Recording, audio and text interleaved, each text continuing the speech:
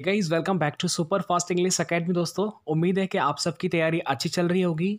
ये क्वेश्चन है आपके सामने कि लीव्स डैश इन ऑटम।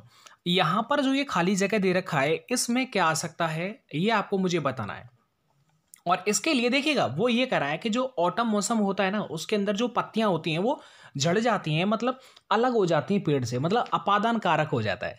ठीक है, तो इन चारों में से अलग होने का जो सेंस है वो किस में है? अगर ये आपको पता है तो आप इसे आसानी से कर सकते हैं। देखिए, पेड़ से पत्ते अलग होते हैं, इसका मतलब है पत्तियां अलग हो रही हैं पेड़ से, इसका मतलब फॉल ऑफ हो रही हैं। क्या हो रही है? Fall of. तो फॉल ऑफ का मतलब होता है कि अलग होना। क्या होता है?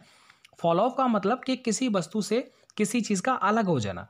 एक दे रखा है इसमें फॉल डाउन। फॉल डाउन का मतलब होता है कि किसी को गलत साबित कर देना। एक है फॉल ऑफ।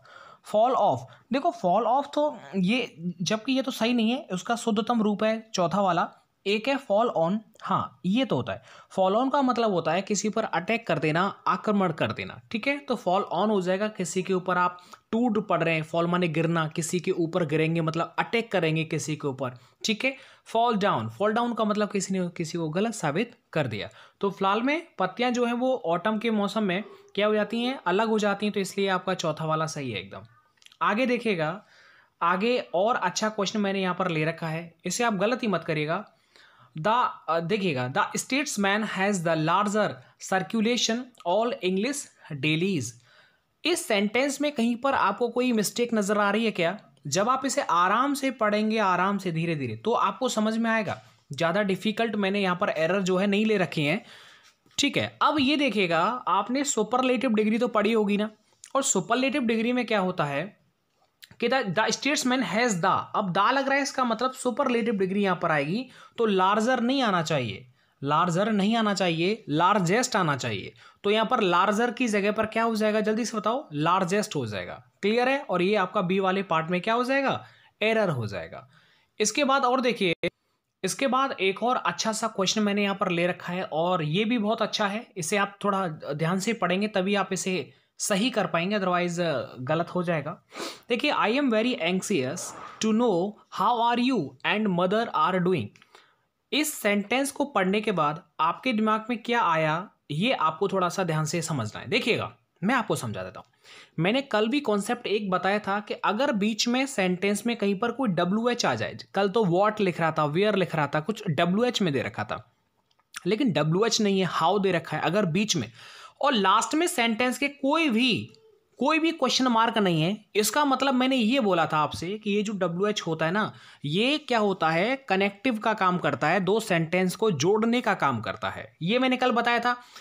अब कनेक्टिव होता है तो कनेक्टिव जो कंजंक्शन होता है कनेक्टिव, इसके बाद एक या तो सिंपल सेंटेंस चलता है या फिर नेगेटिव चलता है। आखिर दोनों ही सेंटेंसेस में पहले सब्जेक्ट से शुरुआत होती है, उसके बाद वर्ब आती है। तो अब आप ये देखिए, ये जब कंजंक्शन है तो इसके बाद स्टार्टिंग किससे होनी चाहिए? जल्दी बताइएगा। सब्जेक्ट से होनी चाहिए, इसलिए यहां पर आर नहीं आएगा, पहले यू आएगा। क्या आएगा? यू आएगा। आर तो आएगा ही नहीं, ये हो जाएगा how you and mother are doing. ठीक है, क्लियर है? कोई डाउट तो नहीं है? इस तरीके से हम इसे सही कर पाएंगे। तो भरोसा है मुझे यहाँ पर कि आपने बिल्कुल समझ लिया होगा। बीच में अगर कहीं पर कंजंक्शन आता है तो उसके बाद सब्जेक्ट लिखिएगा, कभी भी हेल्पिंग वर्ब नहीं आता, और ये एरर जो है वो सबसे ज्यादा बनता है। इसके बाद देखिएगा, एक और अच्छा सा मैंने यहाँ पर क्वेश्चन ले रखा है, और ये आपको हो सकता है थोड़ा सा परेशान करे। अच्छी बात है थोड़ा सा। देखिए, एवरीथिंग डैश केयरफुली चेक्ड। अब ये देखिएगा, आपको एक समझ में आ रहा होगा कि इस सेंटेंस में क्या कोई आपको गलती नजर आ रही है क्या? सोच के बताइए। और जब आप इस सेंटेंस को पूरे को पढ़ लेंगे तो आपको एक चीज समझ में आएगा। मैंने कल भी आपको बोला था कि जब भी कभी अगर फिल इन द ब्लैंक्स आपके लिए आ रहा है तो आप ये देखिए उससे पहले क्या दे रखा है। और मैंने कल बोला था, एवरीथिंग हो या फिर एवरी वन हो, चाहे एवरी बडी हो, चाहे एवरी मैन हो, चाहे एवरी बॉय हो, ये हमेशा सिंगुलर होता है। जब सिंगुलर होता है तो सिंगुलर वर्ब ही आएगी, जाहिर है। देखो, आर बीइंग ये तो प्लूरल वर्ब है, ये नहीं आ सकता। हैव बीन ये प्लूरल है, ये नहीं आ सकता। अब या तो हैज बीन आएगा या फिर इज बीन आएगा। तो आप सबको पता होगा इज बीन आर बीन तो होता ही नहीं है, इसलिए आपका ये वाला एकदम सही हो जाएगा। कोई डाउट तो नहीं है? हैज हैव के बाद थर्ड फॉर्म है, ये यहां पर दे रखा है। तो ये सेंटेंस इस तरीके से आप इसे समझ सकते हैं। इसके बाद देखिएगा, एक और बड़ा ही अच्छा वन वर्ड मैंने यहां पर ले रखा है, अनेबल टू पे वंस डेट मतलब किसी के जब कर्ज को नहीं चुका पाना, उससे इंग्लिश में एक शब्द होता है उसके लिए, उसे हम क्या बोलते हैं ये आपको मुझे बताना है। टेंशन मत लें, चारों को बता दूंगा।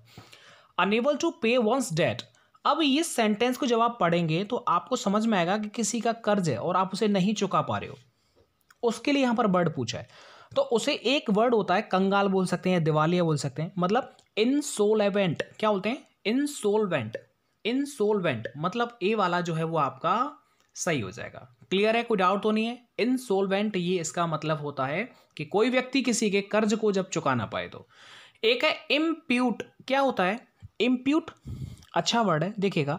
इम्प्यूट का मतलब होता है कि किसी के ऊपर आरोप लगा देना, मतलब लांछन लगाना, ठीक है, उसे बोलते हैं इम्प्यूट बोलते हैं। अरे इम्पीचमेंट पढ़ा है आपने, वो भी तो अभियोग ही लगाना होता है, आरोप लगाना, इम्पीचमेंट अभियोग लगा देना, वो होता है इम्प्यूट। एक है इसमें इंडेट, INDEBT। इंडेट का मतलब होता है एक तरह से उधार देना। क्या होता है उसका मतलब? किसी को उधार देना, ये वर्ब है। एक है ऑब्लिगेट करना, कहना ऑब्लिगेशन या ऑब्लिगेट। तो ऑब्लिगेट का मतलब होता है कि मजबूर करना, किसी को विवश कर देना। तो ये हो जाएगा इसका फाइनली आंसर, तो ए हो जाएगा। बाकी मैंने आपको थोड़ा सा स्पेलिंग को भी आपको बता दिया। इसके बाद देखिएगा एक और बड़ा ही अच्छा क्वेश्चन मेरे सामने आया है। उम्मीद करता हूं कि आप इसमें थोड़ा परेशान होंगे और जल्दी से आप इसे फाइंड सही नहीं कर पाएंगे। अब आप ये देखिएगा, यहां पर ये लिखा है कि he is in of shorts today.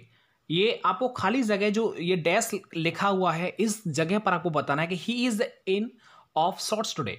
तो आपने पढ़ा होगा आउट ऑफ शॉर्ट्स। क्या आपने पढ़ा होगा आउट ऑफ शॉर्ट्स? ये तो आपने खूब पढ़ा है ना, क्योंकि आउट ऑफ शॉर्ट्स क्या होता है? एक फ्रेजल वर्ब होता है। मतलब ठीक है, थोड़ा सा जब आप कहते हैं ना जैसे हल्का हल्का बुखार आ रहा है, उसके बाद दवा ले ली, थोड़ा सा आपको थोड़ा फायदा हो गया, तो उसे बोलते हैं he is out of shorts today. थोड़ा सा हल्का हल्का परेशान सा है वो, तो वो होता है आउट ऑफ शॉर्ट्स। तो यहाँ पर फाइनली ये पूरा फ्रेजल वर्ब है आउट ऑफ शॉर्ट्स। तो यहाँ पर ए वाला एकदम सही है और इसमें कुछ नहीं बनेगा, जो बन रहा था वो मैंने आपको बता दिया। क्लियर है? मतलब वो ही थोड़ा सा बीमार होना, थोड़ा सा अच्छा नहीं होना, उसे बोलते हैं आउट ऑफ शॉर्ट्स। आगे देखिएगा, आगे देखिएगा, ये वाला सेंटेंस है और इसमें आप प्लीज गलत मत करिएगा, बिल्कुल भी गलती की गुंजाइश नहीं होनी चाहिए। अब ये देखिएगा, she told to me the news. ये मैंने आपको पहले कई बार बता रखा है, मैं एक बार दोबारा से बता देता हूं। देखिएगा, से के बाद जब ऑब्जेक्ट आएगा तो आप पहले बीच में आप टू लगाएंगे से के, ठीक है। इसका पास्ट करेंगे तो क्या हो जाएगा? से का पास्ट होता है सैड और टू मी का तो टू मी आता ही है। ये बात समझ में आ गई? अच्छा, अब दूसरी समझिएगा, अगर टेल के बाद ऑब्जेक्ट आएगा तो इसके बीच में कोई भी प्रेपोजिशन नहीं आती है, ठीक है, टेल आता है। इसका अगर मैं पास्ट करूंगा तो ये क्या हो जाएगा? टोल्ड मी हो जाएगा, ठीक है। जब ऊपर कोई प्रेपोजिशन नहीं था तो यहां पर भी कोई प्रेपोजिशन नहीं होगा। अब आप ये देखिएगा, यहां पर ये जो लिखा है टोल्ड टू मी, जाहिर है ये टू तो बिल्कुल गलत है, टू तो आता ही नहीं है। तो इसलिए मैं ये बोल सकता हूं कि इसमें फाइनली जो आंसर होगा वो आपका टोल्ड मी हो जाएगा, इस जगह पर आपका आंसर हो जाएगा। इसके बाद देखिएगा, ये बड़ा ही अच्छा क्वेश्चन है, इसे आप गलत मत करना। मैं आपसे पूछूंगा कि ये जो ऊपर ये जो लाइन लिखी हुई है, इसकी जगह पर आपको इन चारों में से बताना है कि ये पहले वाले सेंटेंस की जगह पर इनमें से कौन सा सेंटेंस है जो एकदम सही है। ऊपर वाला गलत है, नीचे वाले सही दे रखा है, तो सही आपको एक बताना है। अब देखिए, मैं आपको थोड़ा सा पहले कॉन्सेप्ट बता देता हूं, एक ही झटके में बताऊंगा। देखिए यहां पर लिखा है जैसे अ गुड बॉय, पहले बस इसे समझ लो, ए गुड बॉय। ये एडजेक्टिव है ना, ये क्या है? सिंगुलर काउंटेबल नाउन है। अगर ये सिंगुलर होता है ये वाला, तो इसका मतलब है ये जो ए आया है ना, वो इस नाउन के लिए आता है, ना कि एडजेक्टिव के लिए। क्लियर है? मतलब ए जो होता है वो इस नाउन के लिए आता है। एक चीज और समझिएगा, ये सिंगुलर है तभी यहां पर ए एन आ सकता है। क्लियर है? अगर ये प्लूरल हो गया तो आप यहां पर ए एन का इस्तेमाल नहीं कर सकते, ये तो पता ही है सिंपल, क्योंकि जब सिंगुलर होगा उसके लिए हम आर्टिकल ए एन इस्तेमाल करते हैं, प्लूरल के लिए थोड़ी ए वगैरह लगाते नहीं लगाते ना। अब आप ये समझिएगा, इस सेंटेंस में लिख रहा है कि there are a better ways. एक बात आप मुझे बताइएगा, बेटर एक एडजेक्टिव है और वेज ये जो वो है ये प्लूरल है। क्या है? प्लूरल है। तो मैंने अभी बताया था कि एडजेक्टिव के बाद अगर नाउन आएगा और नाउन अगर सिंगुलर है तो आप ए लगा सकते हैं, लेकिन नाउन जब ये प्लूरल हो गया तो आप यहां पर ए एन नहीं लगा सकते।